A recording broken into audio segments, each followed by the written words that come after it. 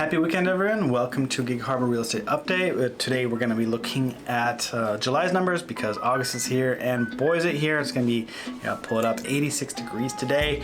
If you're looking at this on the weekend, because weather is supposed to turn sour a little bit with a mild temperature of 78 and 77 degrees, and maybe some rain even. So maybe you'll be looking at this here. But anyway, I included a picture of Haynesville in the thumbnail just because it's a great place to enjoy some hot weather, because it's, I'll show you how close it is to Gig Harbor. Let's see here. As you see, it's an hour and 7 minutes from Gig Harbor. But the reason why I like it so much is because it's got an actual sandy beach. Now, if you're familiar with the area, pretty much all the beaches in the Northwest are rocky, sandy, and filled with barnacles. So it's one of the few places that I really enjoy bringing the kids to, and they can just play in the sand like a real beach. So it's a great place to escape the heat, just a little bit more than an hour, because the Pacific Beach, which is, yes, nice and sandy, it's more than 2 hours away, so it can get to be a long car trip with children. Anyway, with no further things to say, July has been shaping up to be a pretty poor month for real estate, and so we'll explore that, and let's get into that. But as a side note, I hope I fixed the autofocusing. I made it now on manual focus, which means if I step back, I'm out of focus, but at least the camera doesn't try to constantly zoom in and out, and that was giving me a headache. So anyway, let's look into our latest and greatest numbers, and you'll see why July and probably the rest of the year is going to be pretty disappointing. So let's get into it. All right, let's start by launching our info sparks, which is essentially all the data that the NWMLS releases every month. And we can see here in front of us, this is for the entire Northwest MLS, which basically means Western Washington, minus a couple of spots like Port Townsend, Port Angeles, and Sequim. I think those have the separate MLS, but don't worry about that. This is basically looking at the rest of Puget Sound, and we see that we've come down a little bit here, and it seems to be flatlining a little bit here, and we've now reached $615,000 for residential properties in all of the Northwest. So it's kind of a interesting take on how Gig Harbor is different. Let's look what's been happening to Gig Harbor. Let's plug it in here. Oh, let's spell right. Mike's in the way, sorry. Okay, residential, we do previously owned, because I want to make sure that I don't get all the builders who are offering incentives or lower interest rates for their properties in there, because new construction is currently skewing the market a little bit by builders. Everything else will keep, I think. Yep. Okay. So this is Gig Harbor on a rolling 12-month data set. So here it shows that we're at 750, and we've declined a little bit since our peak here in March. Now, if we go down to more of so I'll show you what monthly looks like. So monthly is a lot more scattered, just because of the nature of the fact that it's monthly data. I think it's a little hard to extrapolate anything from, so I like to use the 3-month rolling data because it kind of combines the best of both worlds. You got more of a lag line, so it's not as sporadic, and then also it's also I would say live data, so you know what's going on in the market, and not just looking at the last 12 months and trying to infer what's happening. So here we have July at 775, down 10 grand from last month, which isn't too much. Let's look at what's happening back in COVID. So the high during COVID was in 835. That was of June of last year. And after that peak, interest rates start to rise, and prices drop down to 700. So that was back even in February, March, and we really sprung with a spring market. Let's say that. I thought it'd be witty, but it wasn't. We went from 700 to 785 really quickly. So that was over the month. We had a huge bump in prices. It flatlined ever since, and then we dropped. So, and that's probably a good marker that we've reached our high here in May and June, and then we're going to go down for the rest of the year, kind of the seasonal trends in prices. So that's really what I see happening. I say, if we say, okay, if we'll probably go down, I'd imagine sub 700s. So kind of the seasonal depression in prices. So yeah, don't be surprised if any news articles saying, oh my God, prices are so low. It's just, I don't really see any economic drivers at this point. The stock market hasn't fallen out yet. So as long as that doesn't happen right away, I don't see prices being affected too much besides just seasonal patterns. All right, what I really wanted to talk to you about was new listings, because that's, I think, the more interesting what's been happening. Okay, let's just, I guess, start with this. This is what I always like to talk about, this data set, because here we say, oh, look at that.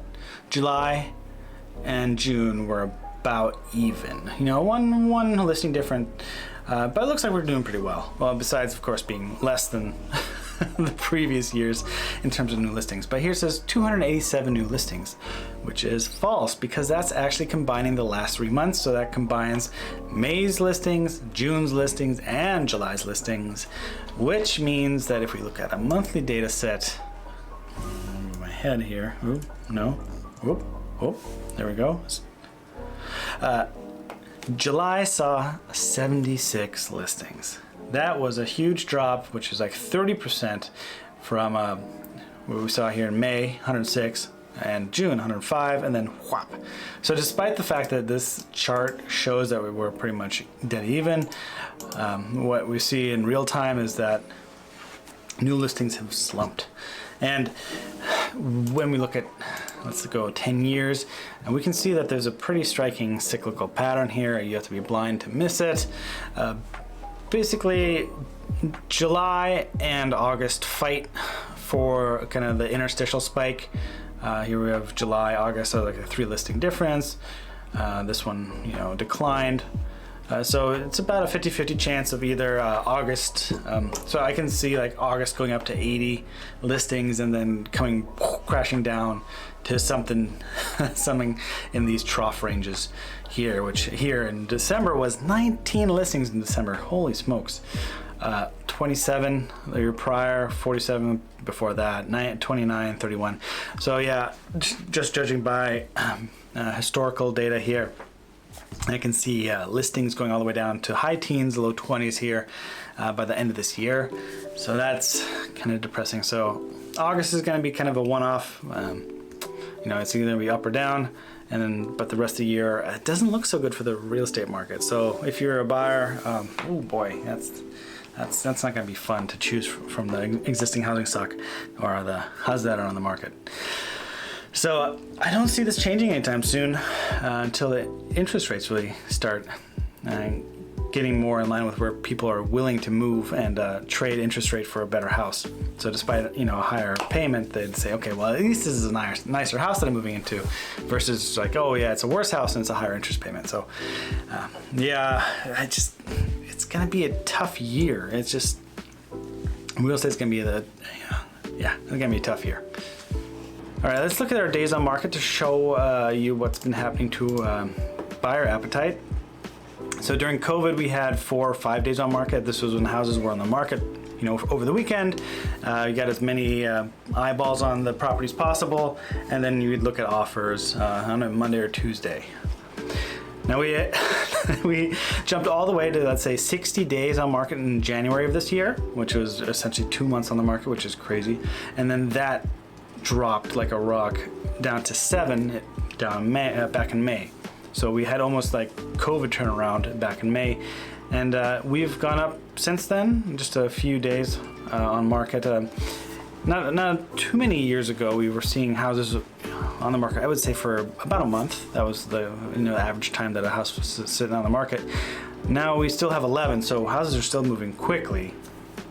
So we have actually discrepancy between 2 types of houses. We have the houses that are priced right. They still fly off in like 4 or 5 days. And then you have the houses that are overpriced because sellers know there's really no competition. So they price a house high and say, hey, you got no other options, so just, pick my house.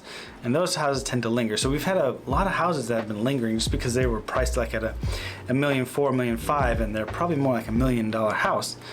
And so what a lot of sellers don't realize is that, yeah, sure, you're waiting for a cash buyer, because if somebody with a mortgage says, an appraiser would never say this is, $1.5 million house, the deal will fall through. So, these high ticket sellers are really asking for the moon here. So it's a weird duality between houses that aren't moving at all and houses that are just, flying off the shelf. So that's kind of, it doesn't get reflected in these numbers, but that's what's been happening. Now, speaking of houses falling to the shelf, we had inventory go up to 2.1 and it's dropped to 2.0. And what does that mean? Well, this 2.0 basically means that we have 2 months of inventory in Gig Harbor for housing. And what does that mean? That means if no other houses came on the market, it would take 2 months for the existing housing stock to be sold off. So it shows a demand. There's like it's a supply-demand ratio here between buyers and sellers, because you can have a really low inventory but still have a lot of houses being sold, like down here. So back in COVID, yeah, we had 0.4 months of inventory, but there were still a lot of houses being churned, just because people were getting what they were asking. They could ask for a lot. Sellers could ask for a lot of money, and they would sell the house quickly. So that reflects, a high buyer demand here by having a low inventory, and not just the fact that there are no houses on the market. So we've gone to this really sluggish market where there are buyers, but there's a lot of houses on the market. So it's kind of this weird duality, as I was talking to you prior, that the houses being sold that are priced right, fly off the market. So a lot of this inventory is actually just houses that are priced wrong. So that's kind of a odd situation here.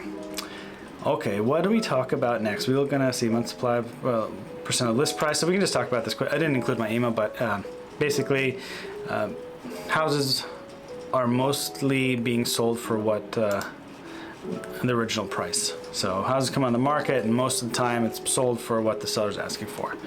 So during COVID, we had the overbidding. That's when people were saying, okay, I pay an extra 20,000, 30,000, 40,000, 40, 50, whatever for the house, which would mean that the seller's getting more than their original price that they listed for.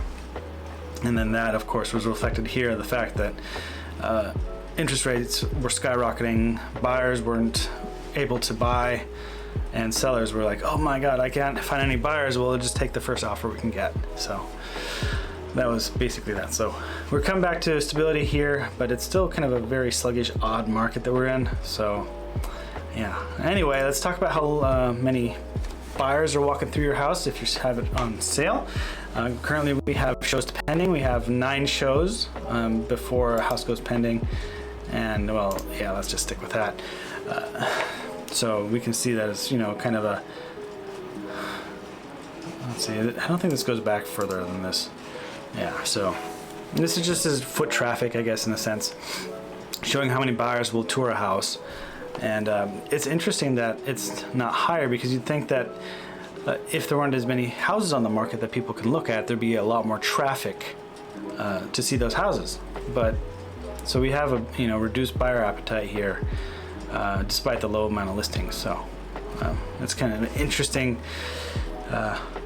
result here, that we were having in June and July 9 people walk through, which was as low as November of last year. And when we looked at days on market of November last year, we were over a month. So versus now, which is 11th. So kind of a weird, strange market that we're in, but it's not going to get any better. I think it's going to get worse and worse and worse here. As in terms of inventory, I don't see. Well, sales price will go down just because it is also a seasonal trend.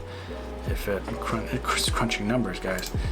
Let's go 3 months. So we can see here that up and down, up and down, up and down, up and then down, and down. I don't see it as being too much of a economic reason to go down. I think it's just going to be like a cyclical move combined with just a reduction in buyer appetite. Whew, that was a lot. Yeah, it's going to be an interesting rest of the year, that's for certain.